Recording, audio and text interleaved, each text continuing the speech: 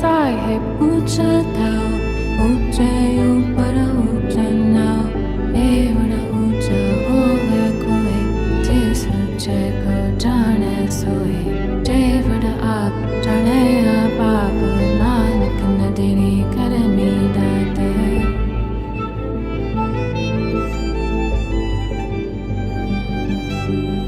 अंतना से विधि कहनांगते अंतना करने देनांगते अंतना वेपन सुनांगते अंतना जापे क्या मन मंगते अंतना जापे किता अकायरे अंतना जापे पायरे वायरे अंत कारण किते बिलाए ताके अंतना पाए जाए एहो अंतना जाना कोई बहुत कहे बहुत होए बड़ा साहिब पूछता ऊंचे ऊपर ऊंचा नाव एवढा ऊंचा होवे कोई जिस ऊंचे को जाने सोई जेवढा आप जाने आप नानक नदीनी कर मीडाते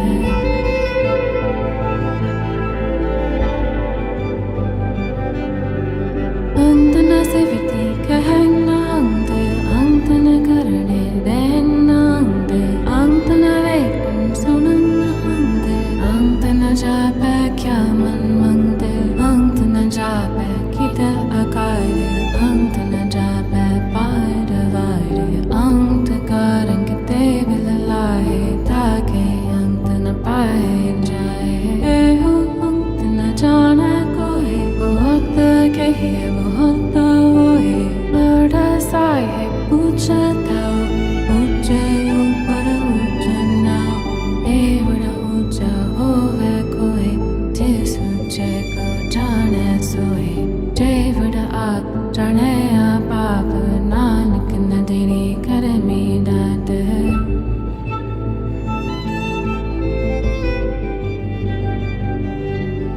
अंतना से विधि कहनांगते अंतना करने देनांगते अंतना वेपन सुनांगते अंतना जापे क्या मन मंगते अंतना जापे किता अकायरे अंतना जापे पायरे वायरे अंत कारण किते बिलाए ताके अंतना पाए जाए एहो अंतना जाना कोई बहुत कहे बहुत होए बड़ा साहिब पूछता ऊंचे ऊपर ऊंचा नाव एवढा ऊंचा होवे कोई जिस ऊंचे को जाने सोई जेवढा आप जाने आप नानक नदीनी कर मीडाते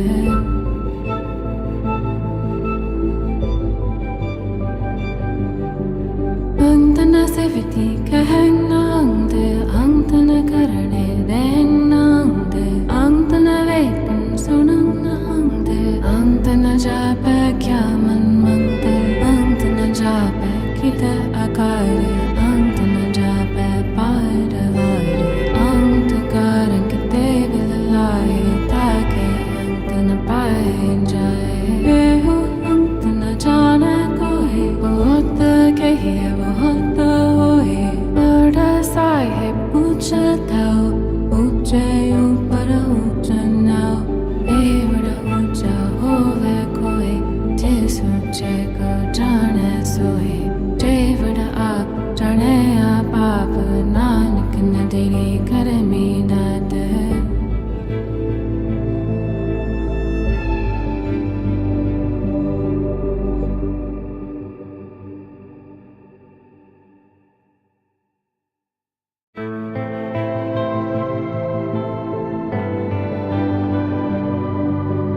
अंतना से विधि कहनांगते अंतना करने देनांगते अंतना वेपन सुनांगते अंतना जापे क्या मन मंगते अंतना जापे किता अकायरे अंतना जापे पायरे वायरे अंत कारण किते बिलाए ताके अंतना पाए जाए एहो अंतना जाना कोई बहुत कहे बहुत होए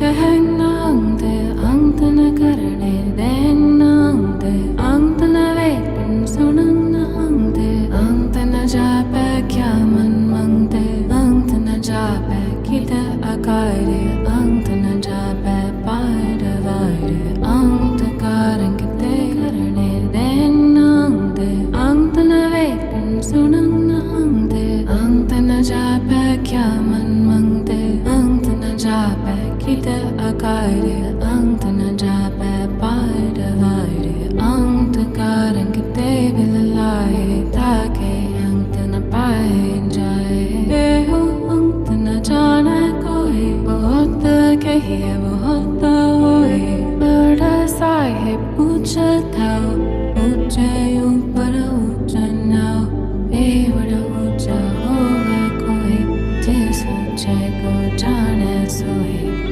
bada aap jane aap aap nanak nadiri karmi dat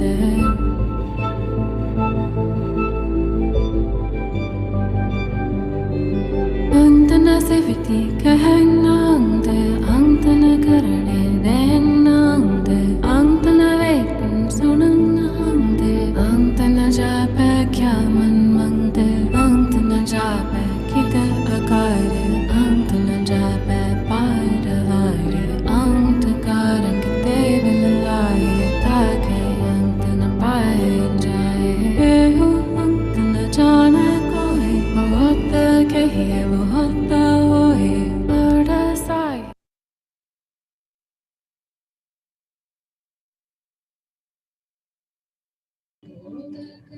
Hello, everyone. Hi. Good morning, afternoon, and day. I need a favor from everyone. So before we get started, let me just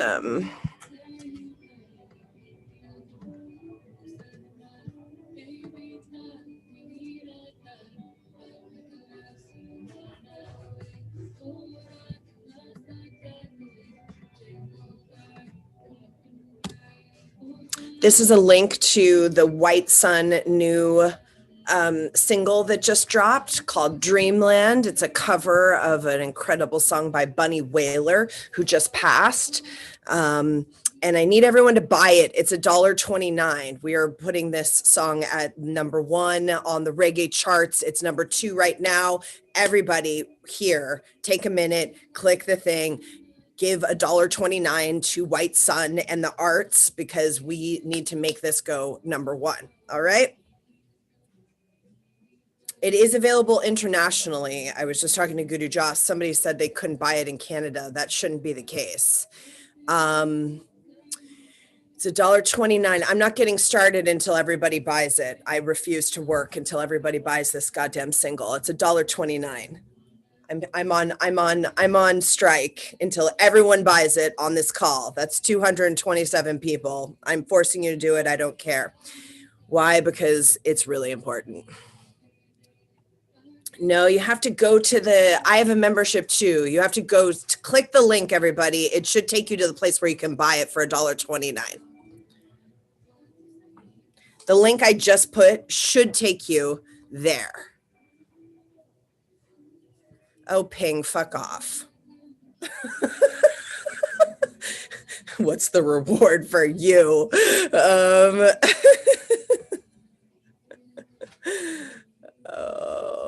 I have many things to say about that. I don't know. I can't solve your problems. I'm just asking you to buy it. I might be able to solve your problems here in a minute, but first you have to buy it.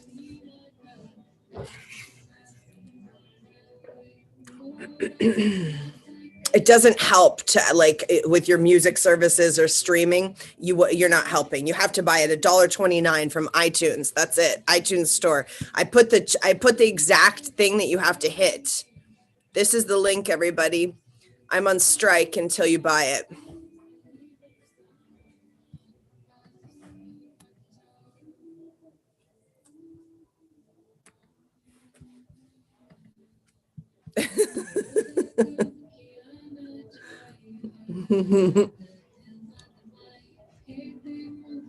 Already bought it from another New York City Kundalini yoga teacher. I don't know what that means. You have to buy it from iTunes. It's supposedly available internationally. Guru just told me everywhere it should be available. I'm going to tell her.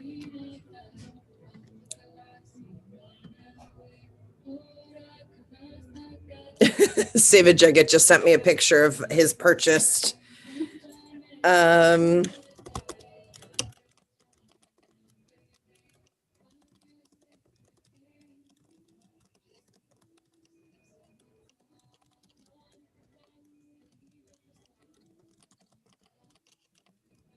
telling Guru Joss about the Mexico thing.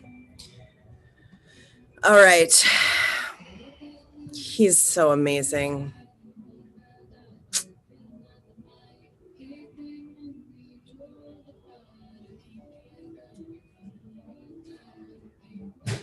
That's so great. Thank you for supporting. It's 99 cents. Oh, that's nice. Okay, thank you so much for supporting.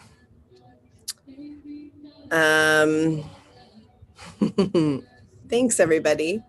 Thanks for supporting the arts. A lot goes into these songs, and streaming, as many of you are musicians, you know what I'm talking about, doesn't help much. Okay. Thank you. I am going to tell her. She'll be so happy.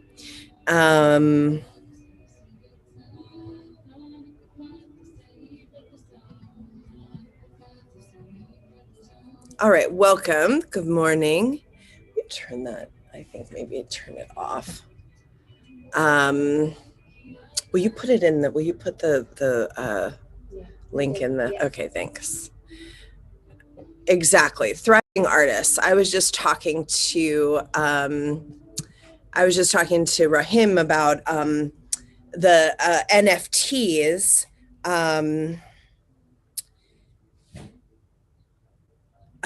NFTs, which are these digital art creations that are now being backed by blockchain, and it's this is going to be the new way that the creator artist, instead of being a slave to the kind of technocratic machine, blockchain and crypto is basically creating a space where and these NFT digital art packages, this is creating a space where the artist creator can actually make money off of their content. And it's really, but part of the way that it's going to be successful is if we all support each other as artists and as creators. And it's something I talk about a lot in the Rama community, which is that the way to create a new economy, the way to create an economy that is of value, of the value that you hold, is that you support each other. You support each other's businesses. You make it a priority to know what each, the community and your friends and all these and anybody in your life are up to. And then instead of buying something on Amazon, unless it's your friend's small business that's selling on Amazon, you make an effort to buy each other's services and gift other people each other's services and products. And this is how we create a new economy. Thank you, everyone. I really appreciate it. They were at number 2. And we'll all of your help. I told Guru Jas right now, we'll push them to number 1, and they'll chart at number 1 on the reggae charts today. So Satnam, thank you for supporting this incredible. It's my favorite White Sun song yet. So I just love it so much. All right. The gifting and receiving community. It's the gifting economy. That's where we, and not just that, but really, it makes a difference to all of small businesses, especially now, and all of the things that you're creating, do have support and be supported, and then you support each other. It's like, this is the way, this is the new earth, this is how we build the new earth on top of what has happened. And the timelines are, they are simultaneous. It's not like one, collapses and then another one's built. No, the thing happens simultaneously, just like Internet 3.0. Me and Rahim had a very interesting conversation yesterday. If those of you who don't know, I'm talking about, he is our crypto expert in the Rama community, and his community, Cryptosphere, is a brother sister community to our Rama community. If you're interested in these things, he is a very wise and learned person in this realm. And we were talking about, what makes the digital art, the NFT, and also the social coins, because we're creating Rama coin.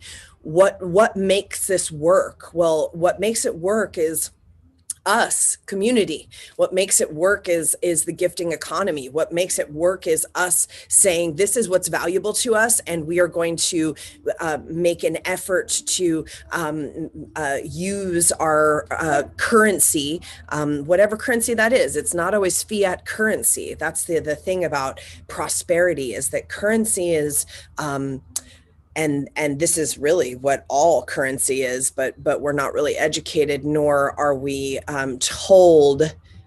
If you're not kind of inside a certain financial sector with a bunch of the certain jargon, it's really, the agenda is to keep you out of some of these things. That Tony Robbins book, Money, was him basically interviewing every kind of, billionaire and hedge fund CEO and all this kind of stuff, and asking them, if I was your son or daughter, what would you do to create generational wealth and create a good future for me? And so he got all of the kind of recommendations from the inside of the financial sector. So, I mean, it's worth a read if you feel like you're somehow outside of the sector. Or you don't know, or generational wealth hasn't been a part of your experience, or even if it has, no one explained to you how these things work. You have to, part of what is happening in this kind of new economy is that it's democratizing. So just having, and I was talking to somebody about this, I think it was Hadi Jivan. If you're told a certain, like, even if you put like a very little amount of money in certain types of structures when a child is born, and then you keep putting that very little amount of money, if it's the right structure, that's not just kind of it's not just compound interest, but it's something more intelligent.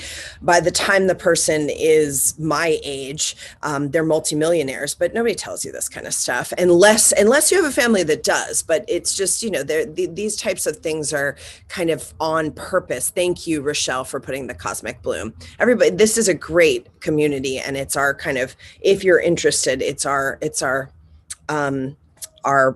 sister brother community for these types of educational and new era economy things.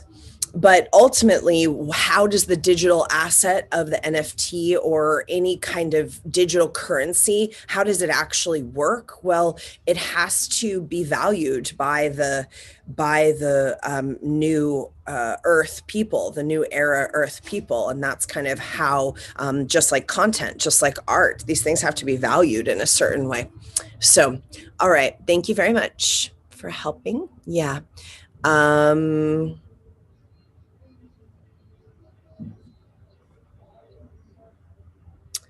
Okay, so he's so cool. Oh yeah, Nazanin, that is what you guys are doing. Good job, good work. Okay, this is we're going to tune in. Anybody new to Kundalini Yoga today? The whole kind of purpose of Rama Business School, and this is our little complimentary event before we go into 5 intensive days of business school, is that we are creating a space where there's the alchemy of mysticism and esotericism and the kind of technologies of these accelerative power codes like the mantras and some of the kriyas and meditations. So we take the yogic science and we meet it with the new era kind of humanology and the new era of value and currency and exchange and genius,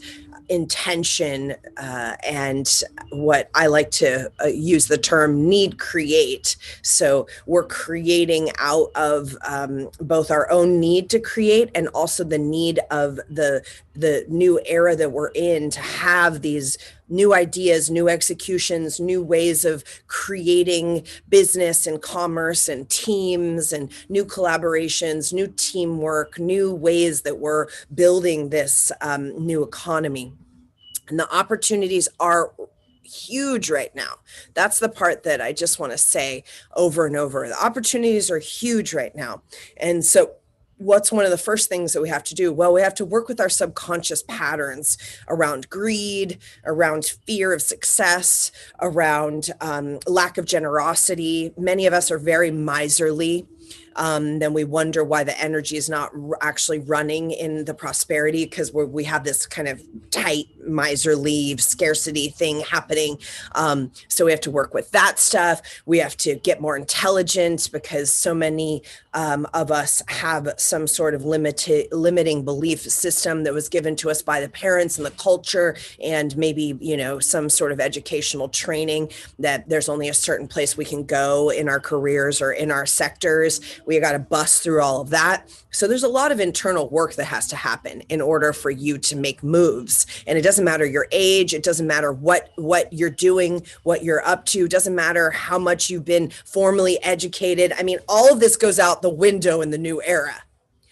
And so Rama Business School is ultimate. I mean, there's kids sitting in their rooms right now. Instead of doing their Zoom schools, they're online learning how to do stuff, and they're becoming millionaires sitting in their room before they graduate high school. All right. Some of you may know those people, or your children are those people. So the opportunity is huge right now. And why do we care about making money or moving resources? Because this is something constantly people attack me on.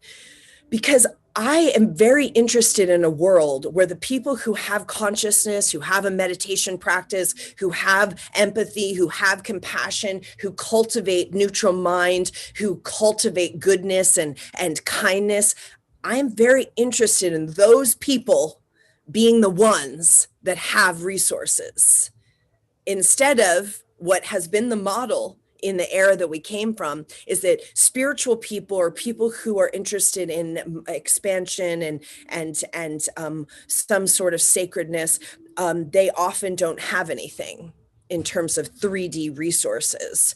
And so that begging bowl model of the spiritual practitioner, this is what I am on a mission to completely change, because in the era that we just came from, those who held resources were mostly people who didn't have the level of consciousness that is required to use resources for the good of all.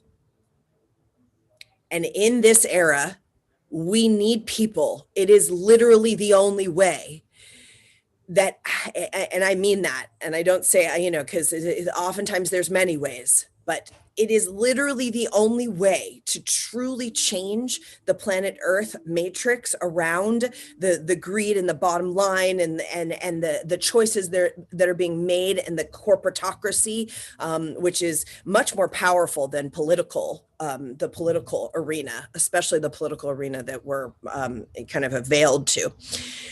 So the decisions and the bottom line and what's valued and how it's valued and how people are paid and how the earth is treated and how the people who work there are treated and the culture that's created and the way that the decisions are being made, those are mostly in the era that we came from being made by people who are not practicing or working on the internal realm of their mind and their body so that they can make decisions that are wholesome and sacred and with benefit of the long term, not just the short term, and have bravery and courage in their decisions in terms of looking at what is actually value, and what matters, and how to make decisions from that. So I am absolutely, I mean, just every day of my life, from the moment I wake up to the moment I go to bed, this is my passion.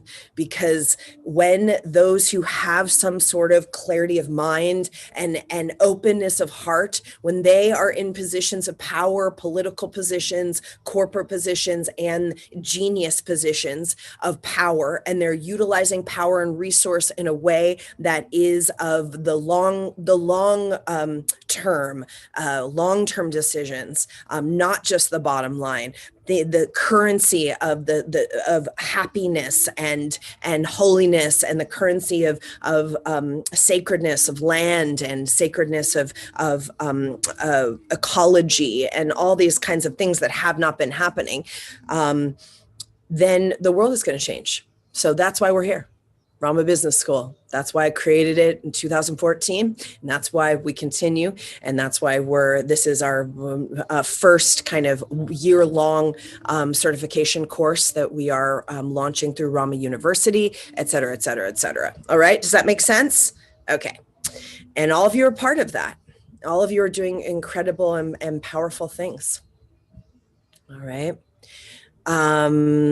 So let's tune in. So those of you who are new to Kundalini Yoga, we use sound to kind of create the power of our collective consciousness. And that power of collective consciousness is a quantum field. And then we put the prayer into the quantum field. And what happens? Well, it accelerates in time past, time now, and time future. And then all of a sudden our self-fulfilling prophecy becomes what we want it to be, rather than just a kind of series of mistakes and failures and fears and not taking opportunities because we're afraid to step into something bigger for ourselves and our families, or we're afraid to take risks and all this kind of stuff. There's a real weird thing where people think that they're safe, or that all their choices are done to kind of try to keep some moniker of safety. I mean, I'm of the Charles Bukowski kind of school. Find something you love and do it so intensely that it kills you. That's my mantra every morning. Do it so intensely, with so much vigor, with so much risk, with so much passion, with so much intention that it, kills you, basically. I mean, I don't know about all this kind of, it doesn't make any sense to me to I'm doing this and then I retire, then I'll really live, or I'm going to try to keep myself safe, financially or physically, or, all these other, even just what's being broadcast on the planet right now, that somehow there's some kind of way that we can keep ourselves safe, and away from death and failure and risk and all these kinds of things. It's just not true. So then in the spiritual systems, in the kind of spiritual teachings, there's this concept that all the energy that you've used and you're using to keep yourself safe and to not take any risks and to not be seen and to not really do something that's going to, create the polarization, because that's what happens when you do big things. So people are going to, what's the teaching? 33% of the population is going to love you and not care whatever you do. They'll love what you do. 33% of the population is going to not care about you. 33% of the population is going to hate you. That is the rule of the three, always. And I was talking about Elon Musk because I like Elon Musk. And somebody wrote in, we've been laughing about this. Someone wrote into our customer service. Let me see if I can find it. This is hilarious.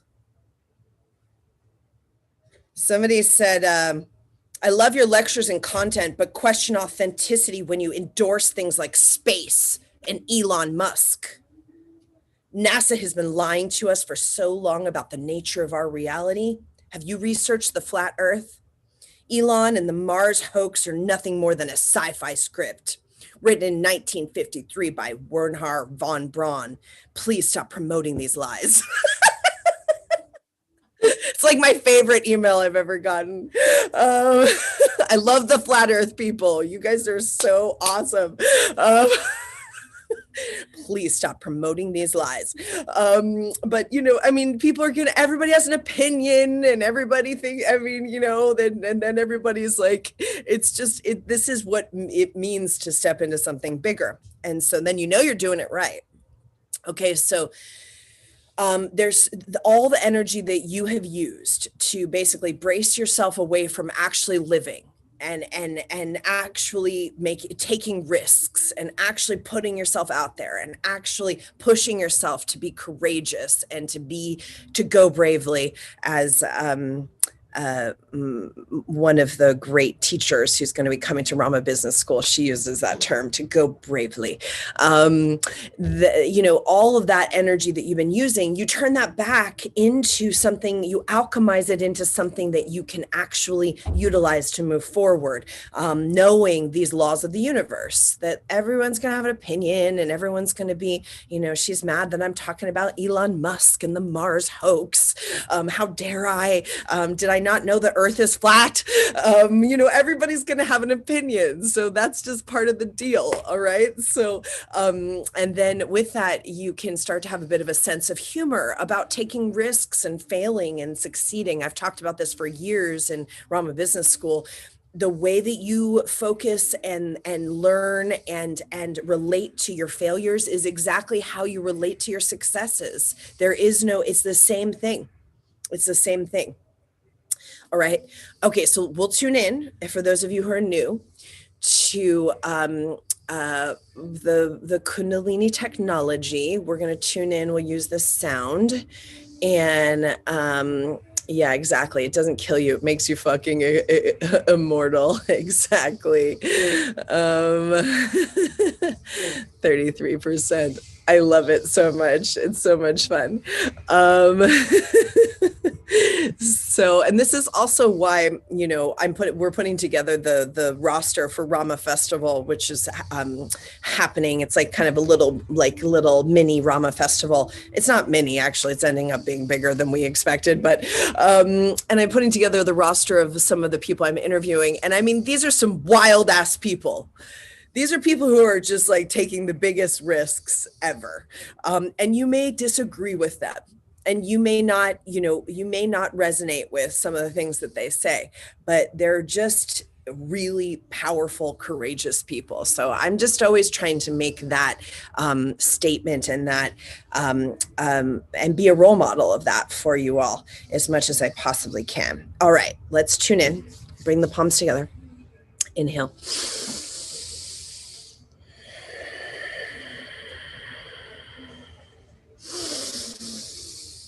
Om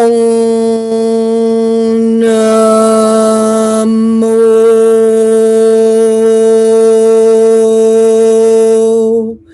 Guru Dev Namo Om Namo Guru Dev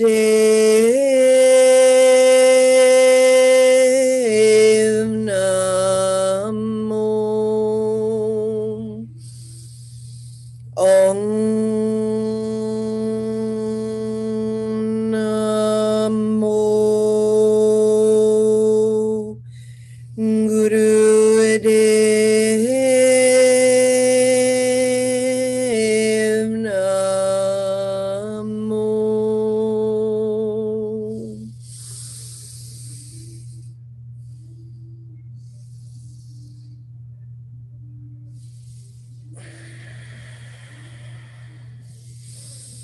Anganame, Jugadganame, Satgadaname, Siddhi Gurudevaname, Anganame, Jugadganame, Satgadaname, Siddhi Gurudevaname, Anganame, Jugadganame, Satgudaname, Siddhi Gurudevaname, Adgudaname, Jugadgudaname, Satgudaname, Siddhi Gurudevaname.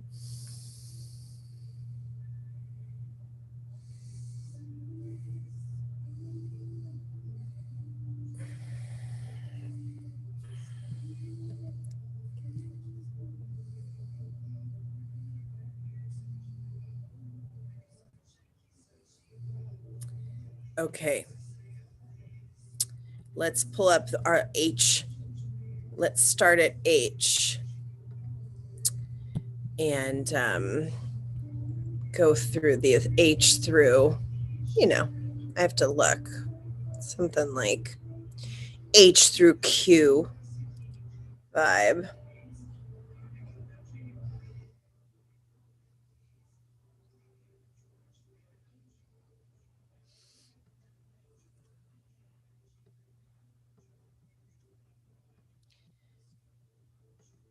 So you know how my mind works. I have like 18 windows open at all times. So don't mind me while I go through here we are. Okay. H. Oh no, we're on G, weren't we? We are on G. Okay, G. God, good, and goods. Administrate with godly qualities, with good behavior, and by creating goods for others. God, good, and goods. That's a term that is used over and over, actually. God, good, and goods. Administrate with godly qualities, with good behavior, and by creating goods for others. Okay. And I'll just say one thing about this. When you're doing big things in the world, let's say this, our idea of godly behavior, it doesn't have to be perfect. It doesn't have to be always, you never raise your voice. The more pressure you have, the more you're going to have to, you have to move through the world in a certain way.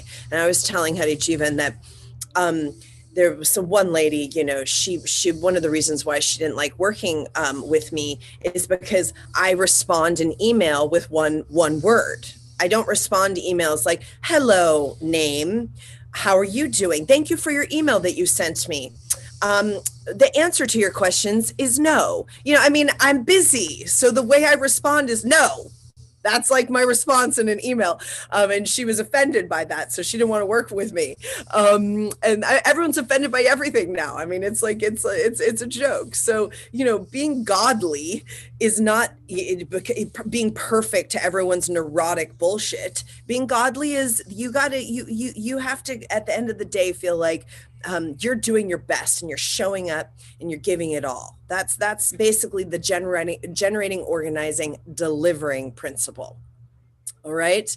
And you're creating something for others. You're creating good for others. When you create good for others, there's a wave of gratitude that comes back towards you that is very powerful. And when we were on the yatra, this just touched me. When we were on the yatra, I can't remember who told me this. It might have been you, Marta, or I know, maybe not. Jose Ajpu Munoz, who I think is here this morning.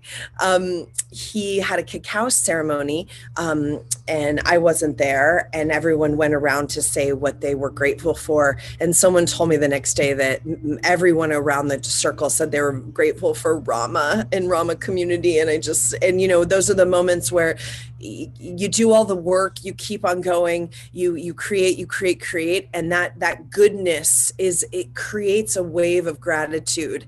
And it's so that really got my little goat. I was so just touched, because I love you all, and I love community. I've always loved community.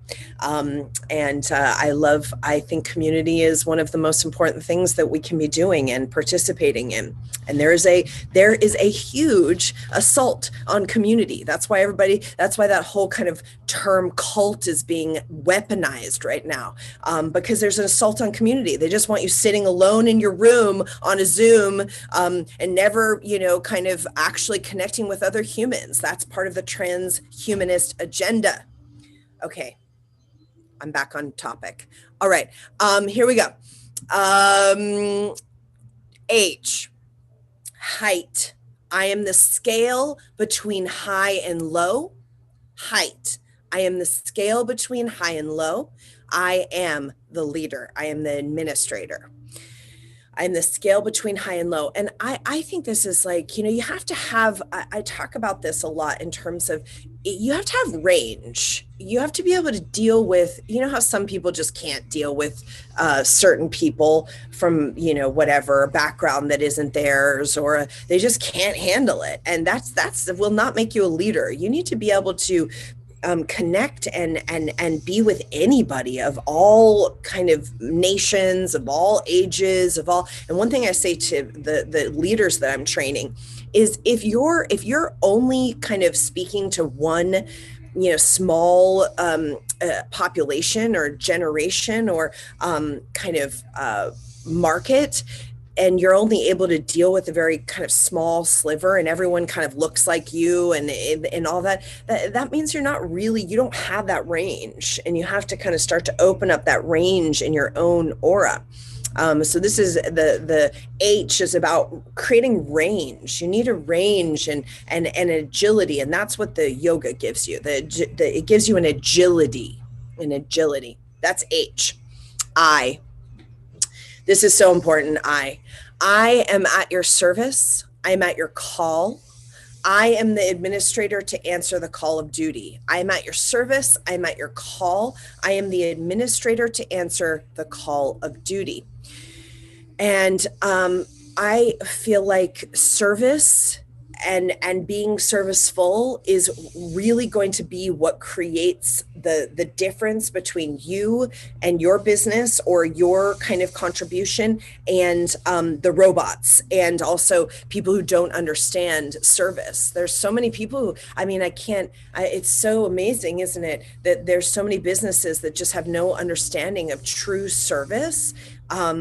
And I think that the service is going to keep that customer service, serviceful attitude, human to human contact and service. This is what's going to put you in a league apart from whoever else is kind of in your sector or other businesses. And I think it creates longevity. I've talked about this a lot. I think customer service from human to human is going to be the new luxury in the robotization of the planet, the computerization of the planet. Okay, so that is I am at your service. I am at your call. I am the administrator to answer the call of duty. And this is something, I got this from Anna Winter in her masterclass, but I did it anyways intuitively, but I thought this was really good.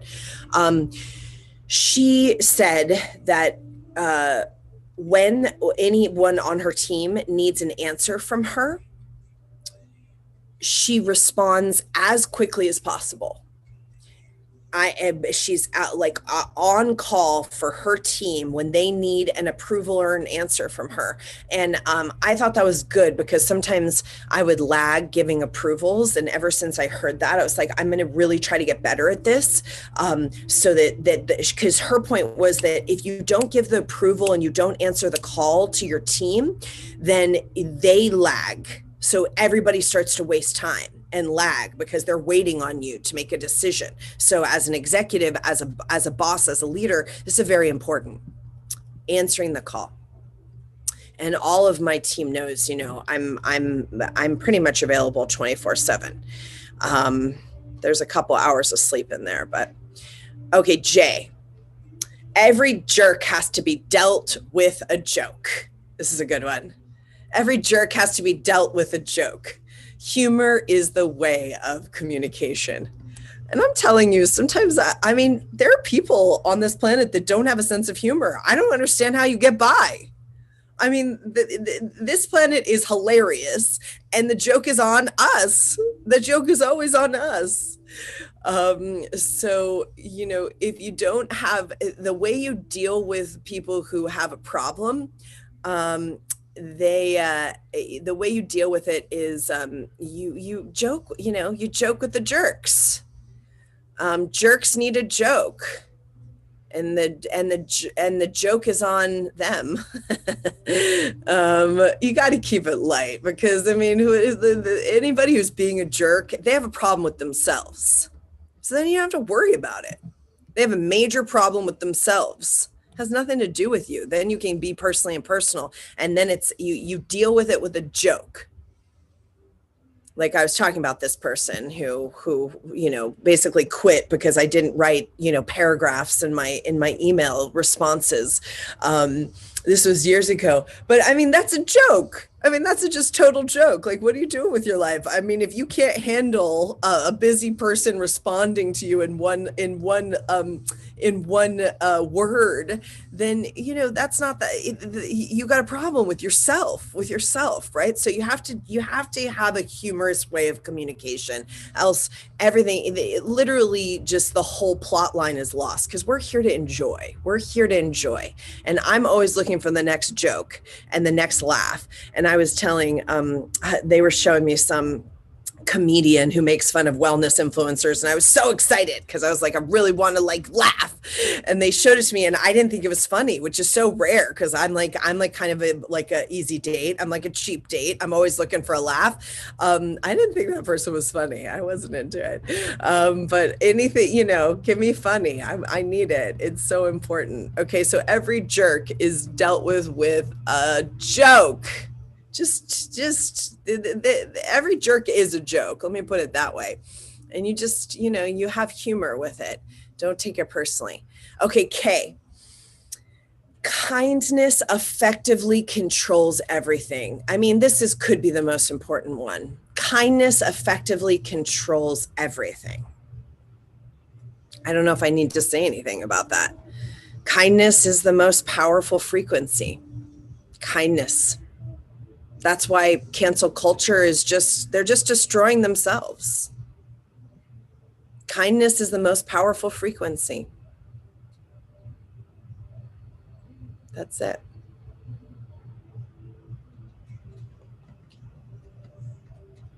Find ways that you can use that frequency. It controls and commands everything. Yeah, exactly. That's funny. L. Longevity of the administration depends on my efficiency and effective negotiation with my team and effective deliverance to my superiors. So whoever your superiors are, whether it's God or your boss or whoever you have to kind of answer to, longevity of the leader, I'm going to put, it depends on my efficiency and effective negotiation with my team. The word that was used originally is subordinates, but I think that's kind of out of vogue here. But with my team, and effective deliverance to my superiors, whoever my superiors are. Maybe the only person I have to answer to is God and myself. But ultimately, whoever those are, which you should know who those are, you should know who you have to deliver to, what's going to make a difference at the end of the day. But longevity, this is so important. I mean, longevity is something that so many people are not making decisions for the long term with a long sight. Because we live in the kind of like sense gratification, instant gratification culture, we don't have long sight. We need it to make better decisions and to create things that have longevity. Okay, we're at M. Manners. Manners guarantee the smoothness of working and make the day. I'm into these manners. I'm not into like having to kiss each other's asses or try to like, soothe each other's neurosis. But man, manners will get you everywhere. Politeness and manners will get you everywhere. And so many people are not taught manners. It's really, I think, it's a huge handicap. Manners guarantee the smoothness of working and make the day. N, nature. The nature of things has to be dealt with and has to be felt. Nurture everybody to adhere to your administrative quality. Nature. The nature of things has to be dealt with and has to be felt. Nurture everybody to adhere to your administrative quality. And this is something that I would kind of say, there's natural law and nature always has to be dealt with, meaning that there are certain kind of natural things that you have to answer to and that you have to be present for. And the natural law is king and queen. And I think what COVID has done powerfully in the past year in terms of clarification, I think a lot of people have had to answer to nature in terms of the nature of their relationships, the nature of what's actually important to them, the nature of life and death, the nature of their home and what kind of home they create, what kind of relationships they actually have, the nature of things. And then we nurture everyone to adhere to administrative quality. And this is something, I think this is so important, which is that there has to be a kind of nurture in the home, in the organization, there has to be true care. It's a nurturing kind of maw is what I would call it. But anytime I can, I try to, this is my version of it, which is kind of linear, but anytime I can, like last night, I made food for my whole team. I made them all dinner and they were happy. And even Vanessa, who lives on the other side of Los Angeles, so we don't see her that much, she was like, I literally had tears in my eyes when I was eating your food last night. I just needed like a home cooked like meal. And so that's my version of it, because I'm a chef and I don't have time to do it very much. So if I have to do it for something that means something, and so I made this huge spread of food for Pritam City leaving back to New York, and it was beautiful. But I do that a lot. Anytime I can, I make food for my team. That's kind of part of my nurture. But you have to find something that you're nurturing the space of your creation. It doesn't have to be that linear, but I really feel the importance of nurturing, because there's nurture and then there's kind of being in collusion with people. They're very different things. Nurturing is a sense of holding and a sense of comfort and love inside of whatever you're creating. Entering the neurotic world of your employees or of your family or whatever your thing is. Some of you are in family businesses. This is very difficult, very difficult. But nurturing is this kind of, it's impersonal in a certain way, but it's a frequency of kind of the divine nurturing frequency, where this is a place where people can grow and are loved and are seen. Okay, we have O, opportunity. Good organization brings good opportunities. As a quadruple, wait, is 5 planets quadruple? No, that's 4. I have 5 planets in Virgo. I really, really like this one. Opportunity, good organization brings good opportunities. I'm telling you, some of the most successful and wealthiest people in this world either are highly organized themselves, or they have people around them that are highly organized, time efficient, energy efficient, resource efficient people, highly organized people. Now, I don't think Virgos are that organized. I'm not that organized in one way, but I am really organized in another. I'm not organized in kind of classic way, but I'm very organized in kind of the way I see things, and my priority ranking is what I call it. I can look at any situation and know where to put the energy to make the thing move.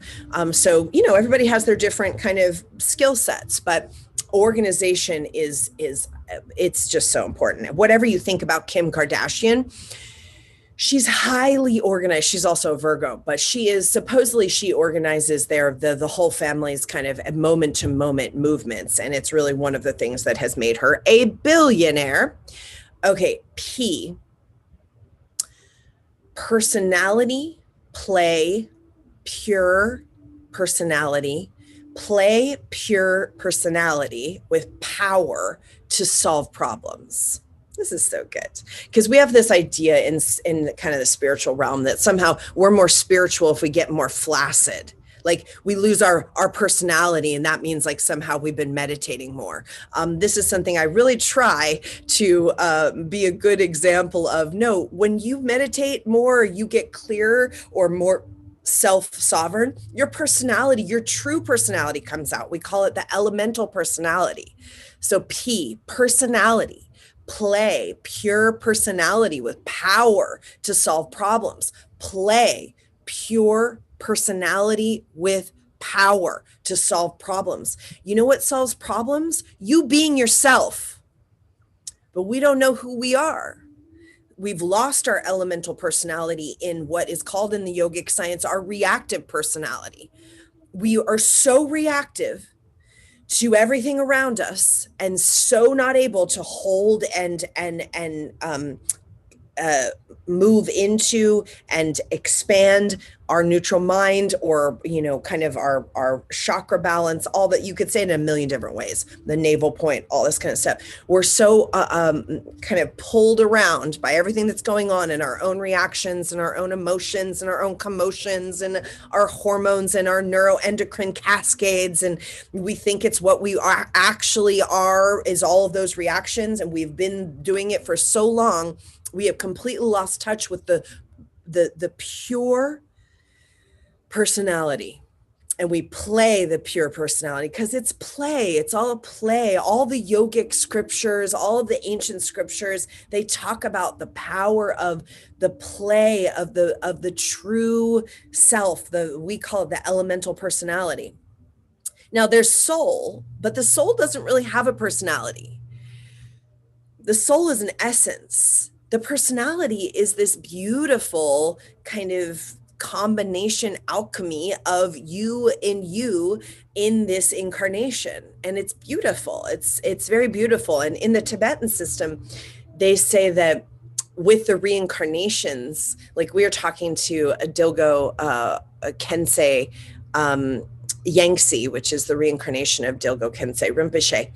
And we were hanging out with him in Nepal, in Kathmandu. And he was saying that his driver, who was alive for his previous incarnation, he drove his previous incarnation around, also serves him now in this incarnation, and was telling him that he puts his hand on his shoulder the exact same way his previous incarnation did, and he laughs at certain, like there's certain things in the essence of the soul that come through, but the personality is very different. But there are certain things that kind of come through in the essence. Okay, so this is personality, play pure personality with power.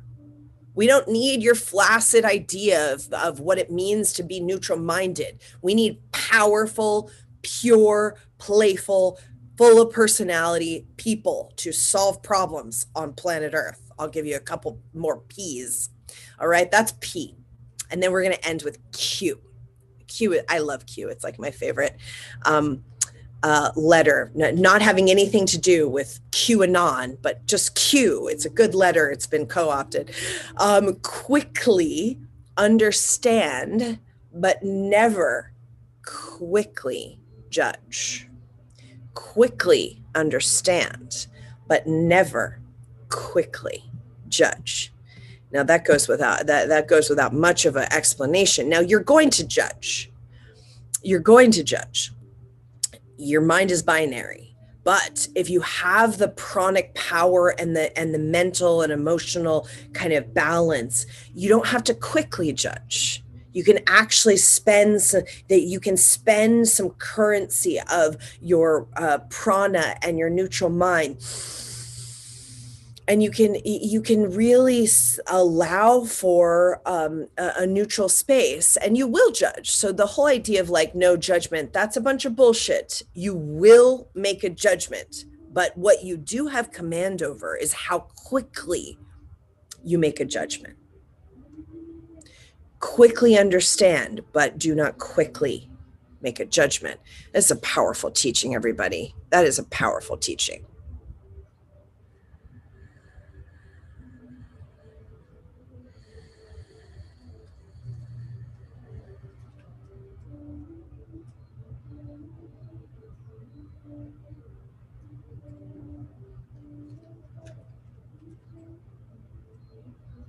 Okay.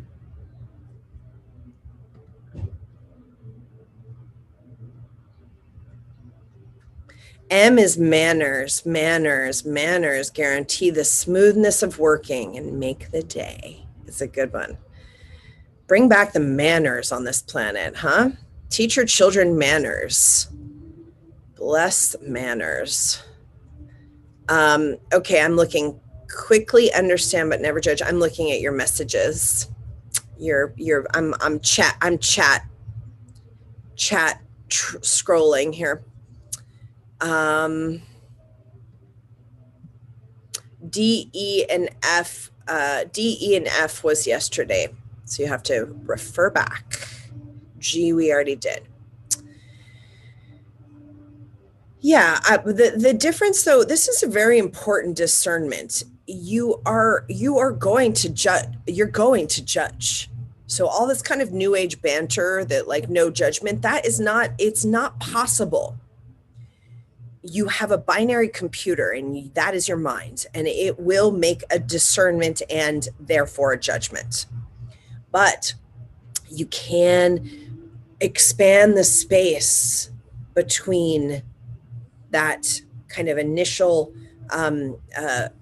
response and understanding and judgment. You can expand the space, and in that space comes more compassion, comes more empathy, comes more understanding, comes more opportunity to see yourself and others. And also when you have that kind of understanding, you work with others and you elevate others in such a different way. It's really beautiful.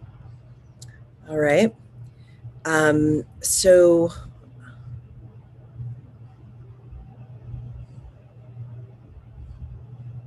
we're going to tomorrow. Yeah, the replay was sent. If you want to, you should go back to yesterday. Lots of powerful teachings yesterday. If you haven't. And tomorrow we're going to do R through Z. So much good stuff. Okay, I want to do a meditation and I want to work with you. I want to do a little one-on-one work with you.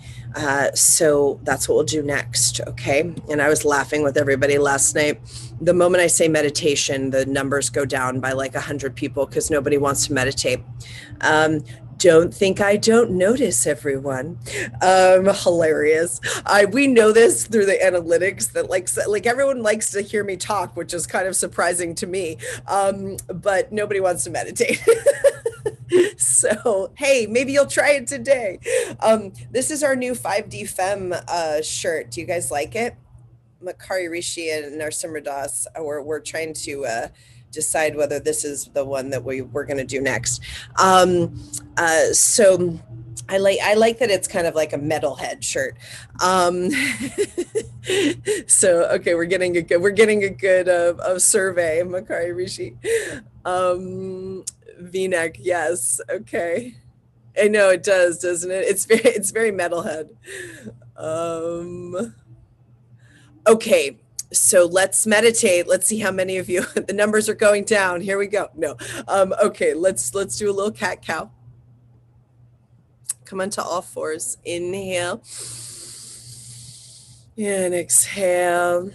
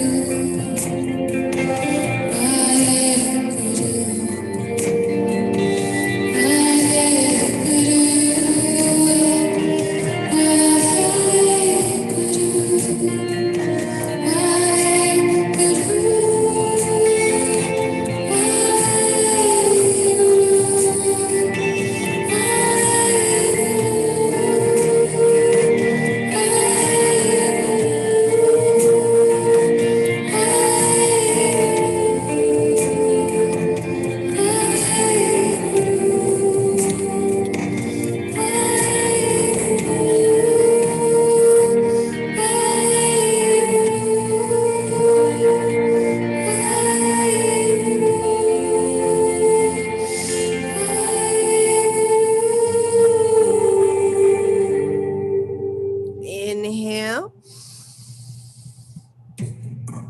And exhale, pull the navel to the spine arch. Inhale. And exhale, press back. Bring the palms together.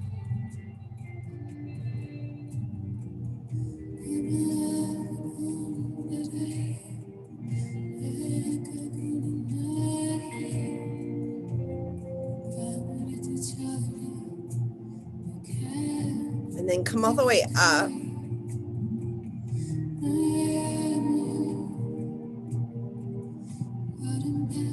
And we're going to sit on the heels.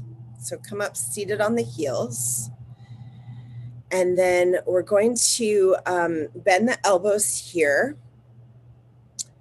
The fingers of the left hand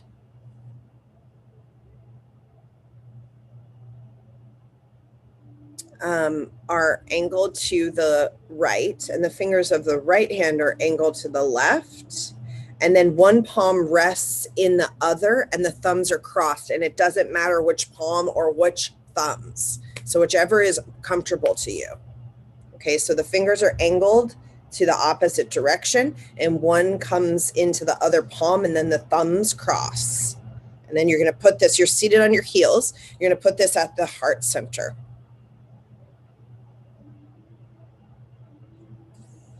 And the hands kind of comfortably just right here at the heart center. Okay, the eyes are going to be closed. And this is a meditation for revelation. It's very simple, but it's very powerful. And it gives you a powerful insight. It coordinates the mystery of spiritual phenomenon into the mastery of the physical, mental, and spiritual. It looks so simple, but it solves many complications. So if you have a question or something you need guidance on, please bring it now into your heart and your mind. Close your eyes. Look up through the closed eyes at the third eye point. And then look down to the tip of the nose with the closed eyes. You're looking down at the tip of the nose now through the closed eyes. Inhale through the nose. Exhale through the nose. Inhale through the mouth. Exhale through the mouth. Inhale through the nose. Exhale through the mouth. Inhale through the mouth.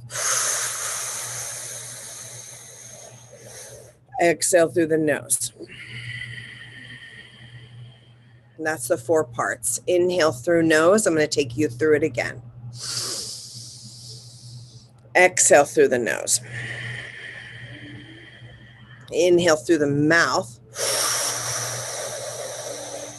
Exhale through the mouth. Inhale through nose. Exhale mouth. Inhale through mouth. Exhale through nose. And we start again. Inhale nose and exhale nose. And keep going. Inhale mouth.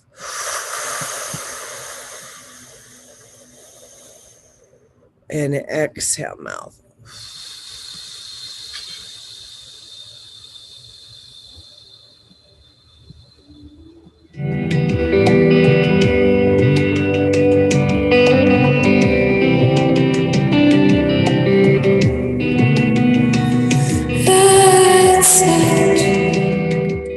Every breath is very deep. Go through the series. That's it. That's it. You're going good. Start the month. Good at that, pretty good. Need a boom, need a high. Call me to do as you need.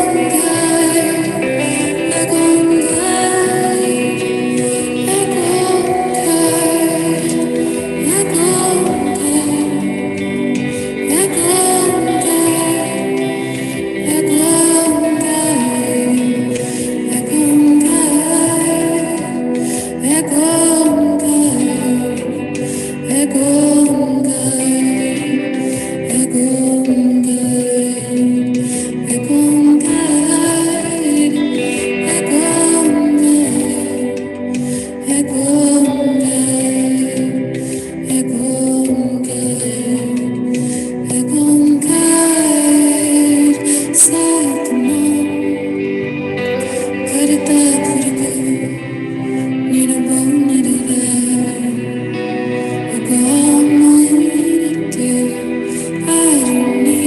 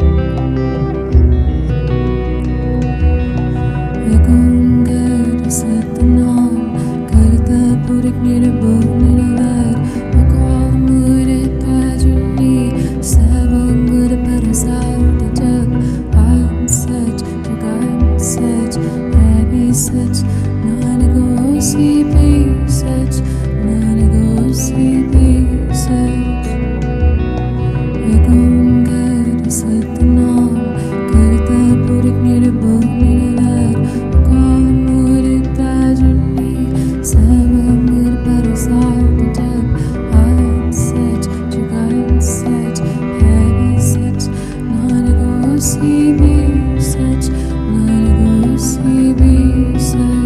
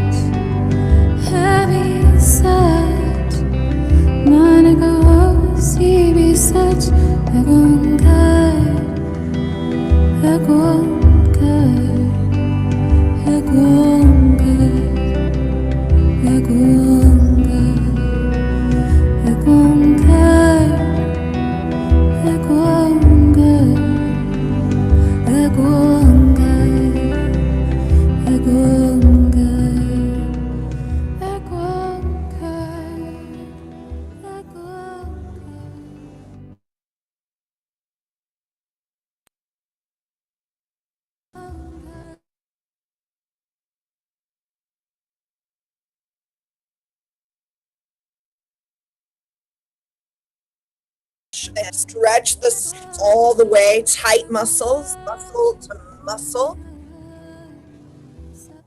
tight, tight. Stretch with all the force at your command. Stretch, stretch, hold the breath, stretch, stretch, stretch, stretch.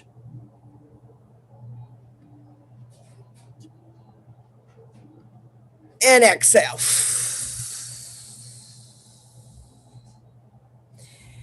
May the essence of God, through the power of our known and unknown truth, sprout in us, and may it bear fruit from here unto infinity.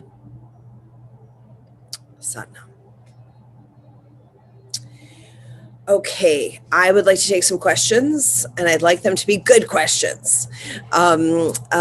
Specifically, I want to work with you with something that you're kind of grappling with in your business or your creation or your next step or your idea or whatever. Okay, so raise your little cute hands. We hit number 1. Thank you for your help.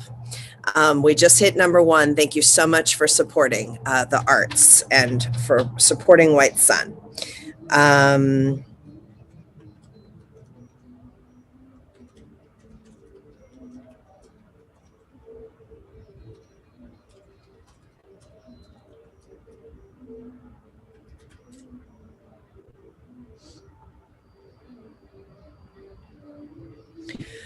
Okay.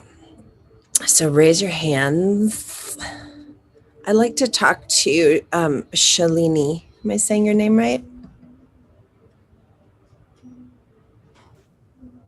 Hi, this is Shalini. Shalini. Nice to meet you. Yes, nice to meet you. Wow, I just decided to stick my hand up on a whim. Good. Okay, so I currently am living in the Caribbean. I'm living with my parents and my little 7-year-old. I'm a single mom. I have a boyfriend. He is also living with his parents. I started my business. It came up very, very organically. And it is basically a fusion of my Eastern medical training in acupuncture and herbalism and the Ayurvedic roots that I grew up with. And it's fused with yoga and meditation. So it's really this whole umbrella, like a collective. And it's still in the beginning phases. And I have that vision of where I want to take it. What I'm struggling with is that next step. So right now, just through organic growth, I am pretty known on the island with all the products that I hand make myself under the Herbology Native Healing line. I am starting to become well known in the yoga community. And because I'm Indian, I want to bring yoga in that true, authentic way that comes through my bones. And I'm also known as the therapist, the acupuncturist. So my question is, all of these opportunities have constantly been coming to me of places that I can go and practice in. Like I'm selling my products at a few different stores and those are going really well. And now I'm starting to offer my services at all these other places, only if they feel right. So I'm really following my intuition. Now, my dream is to have my own space where I can do everything and then have a team of conscious, motivated, inspired people working with me. The next step is, the question is, do I just continue to work for other people? Because I feel like I'm getting diluted. But then there's another part of me that feels this is actually what's creating that space in my aura to hold more of what I really want. So I'm getting well known, I'm doing the work, and I'm strengthening my aura. So my question is, do I just continue in this way? Well, okay, so let me ask your goals. What's your kind of, in 1 year, what do you want your practice and your business to look like? 1 year. Okay. In 1 year, I would like to have a steady stream of income where I'm not simply just doing these one-on-one treatments with patients, because that is not a wise use of my time and my energy. So efficient use, basically, it's not. And so when you're working in these different places, that's what you're doing. You're doing like private consultations and medicine. Yes. Okay. Yes. Which is not scalable if you really wanted to scale to a certain place. Yeah. Yeah. Okay. And do you do online sessions? That is not really picking up as quickly as it did during the pandemic in every other place in the world. We're still a pretty small island. And I did my first EMDR session / guided meditation therapy session 2 days ago, and it felt so good online. And I want to do more of this. So I feel that is a really good use of my time, because I don't have to be there in person. And it also kind of saves my field. I feel I'm not giving as much of myself in that space. Yeah. What's your online imprint look like? Small. I feel I'm still in hiding. Yes. Okay, great. So then we know good next steps. So these are the things that like just very quickly you need to be considering, praying on, and then right action, which you have no problem with. You have a very clear kind of projection. So I'm of course we all have our warbles, but that's not your problem, right? So the in-person stuff with you need to raise your prices. Number one. Number two, you need to find one place to do those and just do them out of one place. So until you have your own place, do it one place. Don't travel around. Find one place that is the most resonant and you're getting paid the most and you like the owner the most, and just anchor there until you own your own place. Okay. Are you already doing that? I'm doing it also at my place at home, but I think that's actually draining me because I live with my parents. Yeah. So I would get, whatever place out in the world you need to get at. Living with your parents is difficult. So Yes. and yogically, it's actually not good for you after 18, but I know some people have to. So so you're fine. But I would definitely find a place you can work, that you can set up, even if it's you're renting a room somewhere where you can kind of make your own world inside that room. And you anchor and you see people and you project from there in terms of your both online. Like I would do my online stuff in that room too. Like set a temple can be just a room of one's own. It's just a small little area that you're seeing people, and then you do all of your online stuff in that room. As much as you can, so you're broadcasting from the same place. I think that would be an anchor for you to then start to build what is both the digital presence and then your own healing center. I think that's kind of good, like next right action stuff in terms of that. Okay. Then you raise your rates. Once you're anchored and you have like the energy matrix in a place that you feel really like good about, you raise your rates. Okay. And also you start to put it out that you will see people online and in person. So you have both things going. So items, you anchor one place. So you're only going to one place until you open your own, whatever that looks like and wherever it's most resonant to do that. And, preferably it'd be a place where you could actually kind of rent a room so that it's yours. You can decorate it the way you want. You're not coming into somebody else's. Someone else is doing treatments. Yes. So okay, got it. There's a lot of that available these days, just because people are trying to share rent and stuff. So, I mean, that would be the preference. But if it's not, you can work with it. You can work with it. Yeah. But it would be one treatment room. You don't like move around. It's like one place. Even if you're sharing it with someone else, you always do your treatments from that room, right? Yes. And that just grounds and centers and anchors your energy so that you can do these other things. Okay, so there's that. Then you're going to raise your rates. Then you're going to make it clear to, I don't care how big your audience is, that you see people online and you see people in person. Okay, so those are three action steps. And then the fourth action step is very important. You need to start creating online content. And you would do very well on TikTok. So if you haven't been on TikTok and really looked at what the content looks like and what people are doing, you would be perfect on TikTok. But in order to get into the TikTok matrix, you need to spend like an hour on there every day. And when you first sign up, it'll be like a bunch of girls in bikinis, like doing dances, but then the algorithm starts to like shape up your interest. You can also kind of educate it, I think, but it's a little weird. But you start searching like Ayurveda and herbal medicine and all these kinds of things, right? Acupuncture, Chinese medicine, whatever. You start to, and there's a lot of people on there. There's a lot of experts like yourself that are, sharing different things. So each TikTok is preferably what works is it's in the same place. So then you do it, you film it in the same place each time. It doesn't have to be, but it is nice. And it's one thing. It's one subject that you're talking about for 15 seconds to 60 seconds. And that's your TikTok. Okay.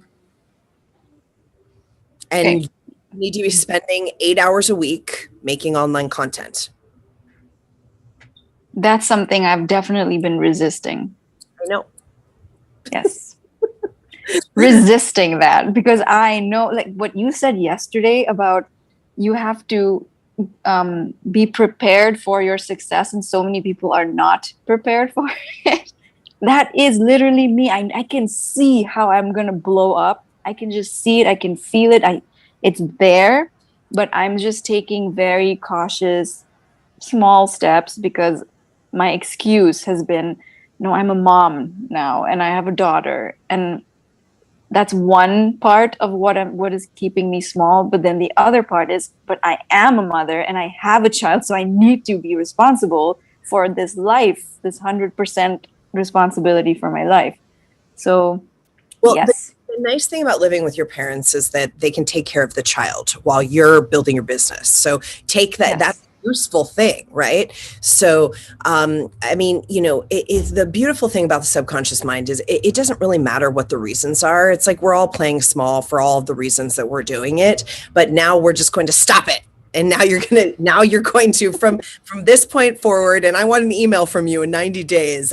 For 8 hours a week, I made online content, and it's exactly like this, Shalini. It's you're just look how gorgeous she is. Like your projection's so beautiful and pure. You just sit in front of a camera and you tell us about something we all want to know. Let's not make it complicated. You just exactly like this. Sit in front of a camera, but probably better. Your iPhone has a better, or the camera on the phones usually are better than the computer, anyways. Or this is my phone. Yeah, it's just the lighting. The sun is over there, so it's not the perfect lighting or anything. But yes. Beautiful. So yeah, you find your vibe, you find your space, you sit in front, and just like you would tell a client,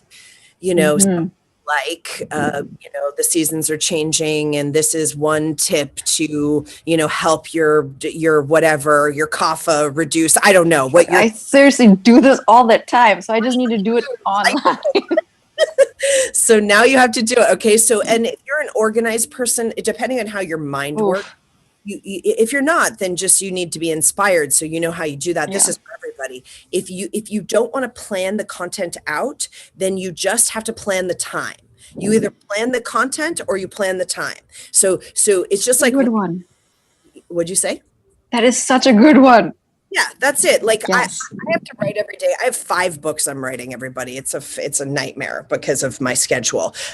And so I sit down and I either write a certain amount of words or a certain amount of pages or a certain amount of time, whichever comes first. So same thing with content creation, because it's creative. It should be creative. You either plan the content out and then you sit down and do it, or you plan the time, depending on how your mind works. So for you need to do 8 hours a day. I mean, 8 hours a week. Okay. Like that, 6 to 8 hours a week, maybe next week, just do 4 hours and see how it goes.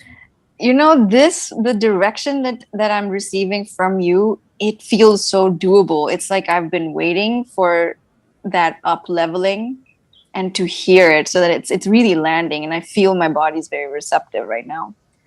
Well, that's the meditation helps with that. We do the meditation. Yeah. And we're open to receive a little bit.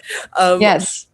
Will you put in the chat your social media, and everybody here, please follow Shalini, and we'll all support the work that you're doing. Okay. Oh my gosh. Getting shy. I know, but anyways. Okay, Satnam. Thank you so much. Satnam. Bye. Jose Ashpu, hi. Do you want to talk to us? Yes. Thank you. Yes, I'm working with I am the scale between high and low. And, one of my lines of work is help people remember how to time and space travel through multidimensional and planetary memories. So from the age point of view, where I am open to work with alliances from all walks of life, no matter how low or how high they feel they are. I'm all about unity, promoting unity. My question will be to you, what do you do with those that you are currently helping to be able to work between the low and high, but they refuse to do it, yet you continue to do it for them? You keep including them even though they don't include everybody. What do you do with those people? Can you expand a little bit on that, please? And thank you for having me. This is just spectacularly amazing. Thank you. I love you so much. Um, Well, I think the first thing that you do is, and I think this is important, and I'm saying this, Jose, just for everyone. I don't know if it helps you at all, but I'm going to say it anyways, which is that we have this idea that we have to meet people where they are, but I don't feel that that's actually the way that this new era is asking of us, which is that. A lot of times we patronize and we water things down because we feel like we have to meet people where they are. And instead of that, which I think is actually a disservice to people, I feel, Jose, we have to transmit to the highest frequency in the room. We have to give to the highest frequency and the highest catcher. And what I mean by highest is the person or the people or the kind of container that can receive the highest of the frequencies. And then it's basically, I mean, in some way, the rest kind of drips down. It's a little bit of what did they call that economic dribble down economics or whatever. It's a little bit of that. Because that's, you know, there's in the yogic teachings, Yogi Bhajan talked about be the forklift. And I think a lot of people thought like, oh, well, then do I have to go down and pick people up and bring them up? And I believe that it's actually the other way. We have to go up to the highest kind of common denominator. And that is the opposite kind of gravitational pull of the forklift. It's like the anti-gravitational forklift. So at the end of this training, a year-long or lifetime training that you're providing for us, we're taking everyone here to the 4th floor of the Infinity Hotel, where they can take the elevator to the Infinity Pyramid. Is that correct? That is correct. Thank you. I love you. And everyone who doesn't know Jose, please, you do yourself a favor and follow Jose. Jose, will you put your where people can follow you? Follow Jose and receive of his teachings, because this is not available anywhere else, basically. This is what is happening and what Jose is transmitting. We are very lucky to be able to receive of his teachings. So thank you, Jose. Satnam. Okay, let's see. One more. Why don't we talk to, I saw someone here. Maybe she went away.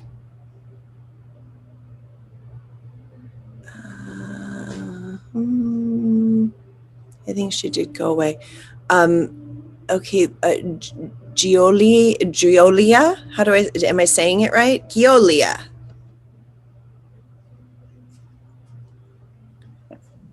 Julia, me? Oh, Julia, that's okay. Yes. Hi guys, I'm in Vienna, Europe, so it's very dark. I'm sorry, it's in the evening. I'm honored you asked me. I'm a bit overwhelmed because actually, well, my business is, I'm a dancer. Since I can breathe, I dance. That's my, since 30 years I'm dancing. So I'm without my 8 shows a week since March 2020. I really have a good living. But I mean, Europe and culture is very well. You can live good by working in a theater. I worked my ass off doing 8 shows a week usually, and now I'm without a job since 1 year, and I'm kind of struggling with reinventing myself. How can I be of service to others with what I do? I sing and act and dance. And then last year, 2020, I finally did my teacher training as a Kundalini teacher. But again, I'm in Vienna. I cannot even teach. So how can I combine my dance, my dance world, my dance wisdom with the Kundalini teacher training that I did last year, which was the most precious gift of last year, the only good thing that happened to me last year. How can I combine this and be of service for others? Because yes, doing art is good for others. Like, people forget their troubles when they come to the theater for 2.5 hours. They forget their desperation and troubles and problems. Yep. But I kind of feel like this is not enough, and I could do more, and I could fuse dance and Kundalini yoga and what I do with my body, which is healing for me. But how can I move forward if the world is still stuck on this not going on? The show is not going on. Show must go on, but still people are like, and I really do believe, I just left Vienna and I went to Greece because I believe freedom is a state of mind. And I just went to Greece to maybe Siri Mamprem and Rafael, and that just had Kundalini yoga with them for 2.5 weeks. But people would not even travel. People are even scared to travel here in Europe, although it is allowed. But people are, they have panic because of, and I don't know how can I reinvent myself if the theaters will never open again. What am I gonna do? I hear you. What's your online imprint? How do you relate to the online world? I actually never needed that before, because we dance live by auditions. We just go to auditions all over Europe or America or Australia. And I know Rafael already said to me, Julia, you're too small on Instagram. I just have Instagram since 10 months and I'm 31. I'm like old fashioned. I'm like a grandma inside. I love it. Okay, well, guess what, Julia? I'm sorry, I'm so bad with online. I still write letters to my nonna in Italy. Like, I don't even. So beautiful. It's so beautiful. Well, this is what I would just say to you is that I want you to start doing the reels and doing the TikToks. So those are the two most important things, reels on Instagram and TikToks on TikTok, of you dancing and expressing what you just shared with me through dance. But there's already so much, like you said last time, so much input, that I feel like, who am I? What am I different? Why am I special? There's so much. Everybody's teaching yoga online. Why should be my... Julia, you can't create like that. If that's, then you are not an artist.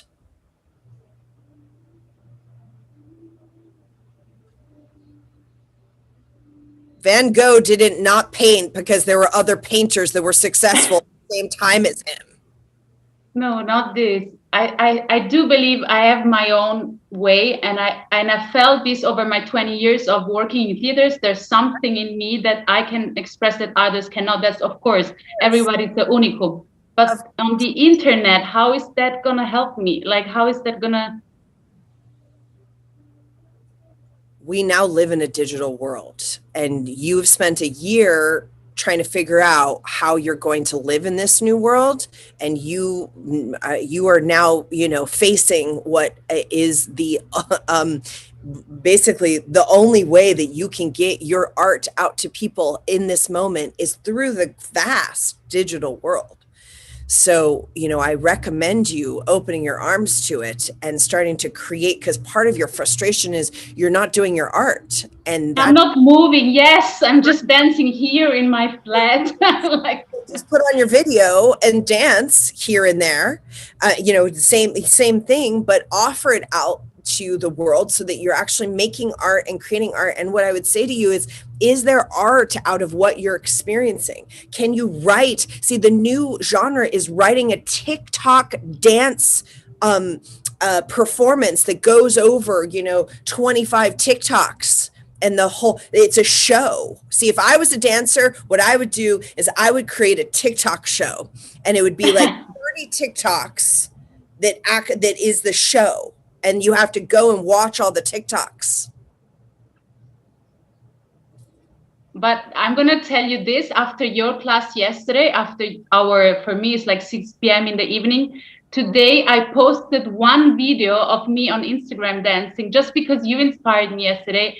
And this video, I danced last March 2020 during the first lockdown in Vienna in my sleeping room in front of my mirror doing mirror work. And I just had the guts to post it just today because of yesterday. So thank you for these 3 days. Even if I'm kind of still embarrassed. There's so many the art that's going to come out of what has happened here and is coming out of what's happened on the planet is powerful art. This is passionate. I mean, you're in a moment where so much is happening. Create art from it. Write a dance. Yeah. Right? Especially in the 4 walls, that's the only way to escape the 4 walls is to dance, because everything that happens in our bodies, actually the whole world. Like, I don't know, I wish I was just not as embarrassed and not thinking, oh my God, there's already so much on the internet, blah, blah, blah. Just put it out there without fear of, just put it out there. Call this new like series you could call it Escaping the 4 Walls. Yeah, yes. Why? I don't know. Why am I so blocked? Why don't I just do it? Something one way, and the world's changed. So now you have to change with it, and you're only 31 and you can do it. Okay. And everybody laughs at me because I'm 31 and I have Instagram only since 1 year. All my friends call me the grandma, the Italian grandma. It doesn't matter. It doesn't matter. It doesn't matter.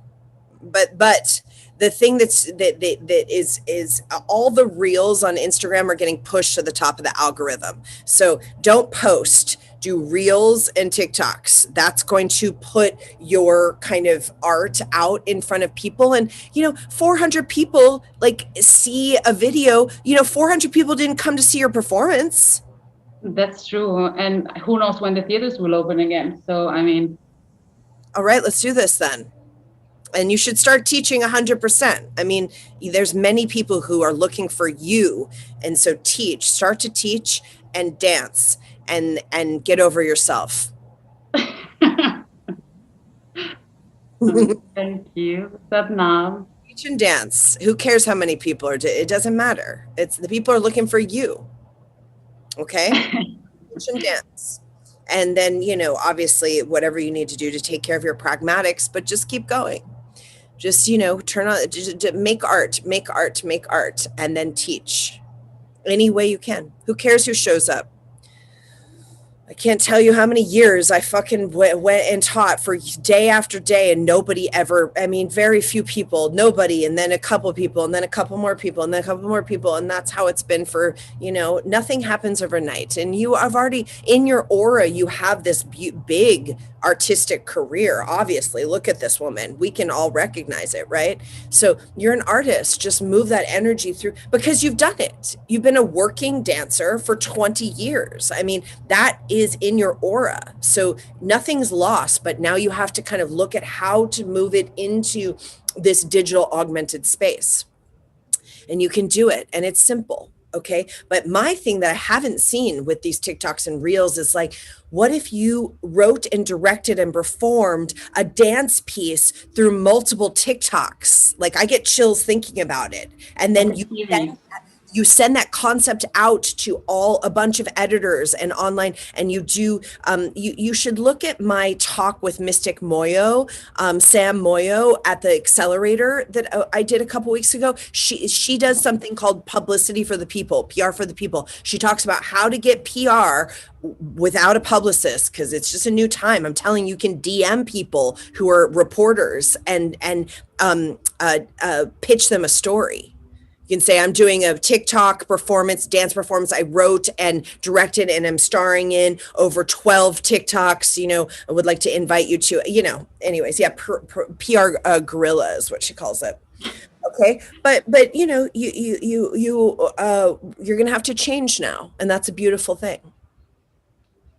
Thank you. I'll get my ass on the internet and try to deal with it. Make art, make it beautiful. Love it. Okay. Thank you, Satnam.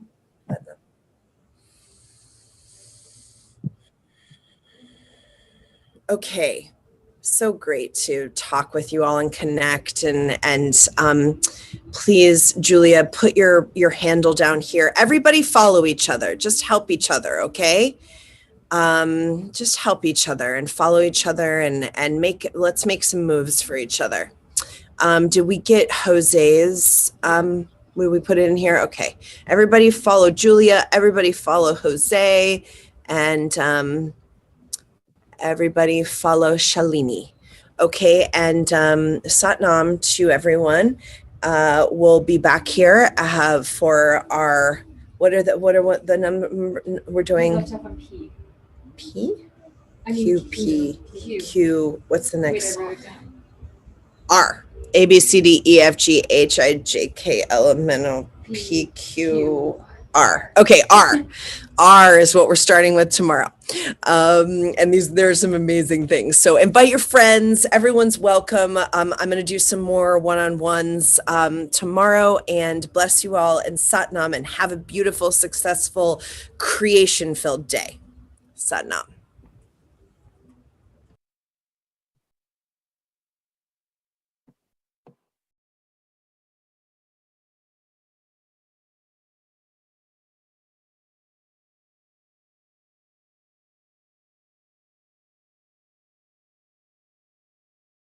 We're all looking around and looking at how things need to change and how we need to change and what that's going to look like and what it's going to take.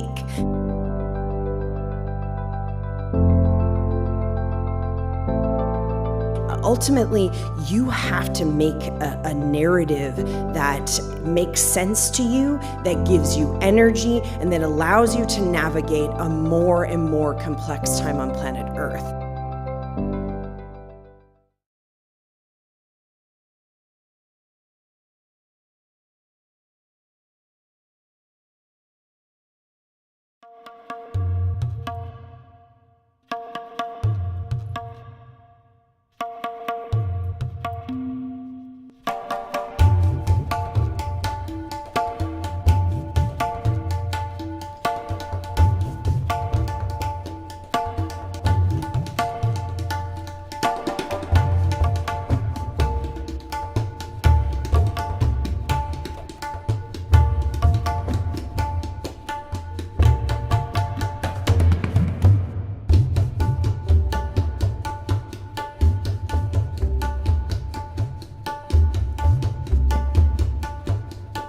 Most important words of Rama Institute for Applied Yogic Science and Technology is applied.